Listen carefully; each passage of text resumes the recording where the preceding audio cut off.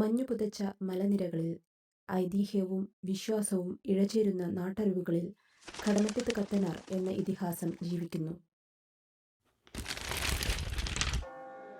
A priest, A sorcerer, A miracle worker. അദ്ദേഹത്തിൻ്റെ കഥ നിഗൂഢതയുടെയും ശക്തിയുടെയും ആഴത്തിലുള്ള വിശ്വാസത്തിൻ്റെ കഥയാണ്.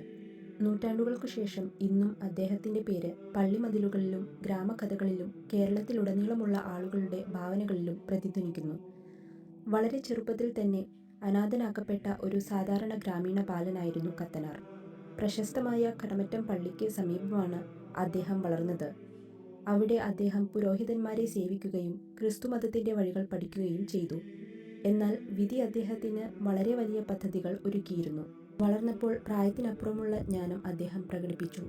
താമസിയാതെ ആ കുട്ടിക്ക് അസാധാരണമായ കഴിവുകൾ ഉണ്ടെന്ന് അഭ്യൂഹങ്ങൾ പരന്നു.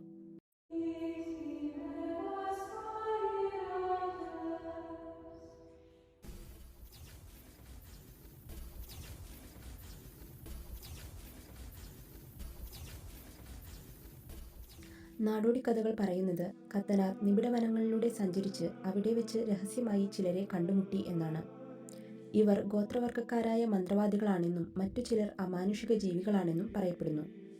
മറ്റുള്ളവരിൽ നിന്ന് വ്യത്യസ്തമായി മന്ത്രവാദത്തിലൂടെ പ്രാപ്തമാക്കിയ തൻ്റെ രഹസ്യശക്തികളെ ഒരു പുരോഹിതൻ്റെ റോളുമായി അദ്ദേഹം സംയോജിപ്പിച്ചു. നിരപരാധികളെ രക്ഷിക്കുവാനും രോഗികളെ സുഖപ്പെടുത്തുവാനും ദുഷ്ടാത്മാക്കളെ ഓടിക്കുവാനും അദ്ദേഹം മാന്ത്രികതയെ ഉപയോഗിച്ചു.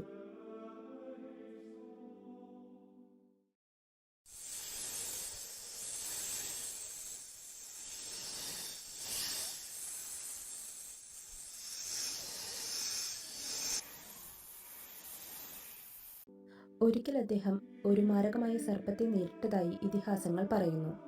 പത്തി വിടർത്തി വിഷപ്പല്ലുകൾ പുറത്തു നീട്ടി ആക്രമിക്കാൻ തയ്യാറായി നിൽക്കുന്ന സർപ്പത്തെ തൻ്റെ വിശ്വാസത്തിൻ്റെയും മാന്ത്രികതയുടെയും ബലത്തിൽ കത്തനാർ വശത്താക്കി. വന്യവും വിഷമുള്ളതുമായ സർപ്പം പതുക്കെ തലകുനിച്ചു. പ്രകൃതി പോലും കത്തനാരെ അനുസരിച്ചു എന്നുള്ളതിൻ്റെ തെളിവായിരുന്നു ഇത്.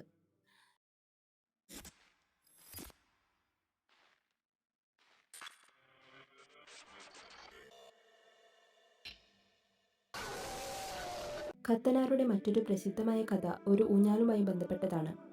കടമറ്റം പള്ളിയിലെ ഒരു ഊഞ്ഞാലിൽ അദ്ദേഹം ഒരു അക്രമാസക്തനായ ആത്മാവിനെ തളച്ചുവെന്ന് പറയപ്പെടുന്നു. മറ്റൊരു കഥ പറയുന്നത് ഗ്രാമീണരെ ഭയപ്പെടുത്തിയിരുന്ന കള്ളിയങ്കാട്ട് നീലി എന്ന യക്ഷിയെ അദ്ദേഹം മെരുക്കിയെന്നും ആളുകളെ ഉപദ്രവിക്കുന്നതിന് പകരം നന്മയ്ക്ക് വേണ്ടി പ്രവർത്തിക്കുവാൻ അതിനോട് കൽപ്പിച്ചതായും പറയുന്നു. വിചിത്രമായ രോഗങ്ങളോ ആത്മാക്കളുടെ സ്വാധീനമോ അനുഭവിച്ച ഗ്രാമീണർ കത്തനാരുടെ സഹായം തേടി.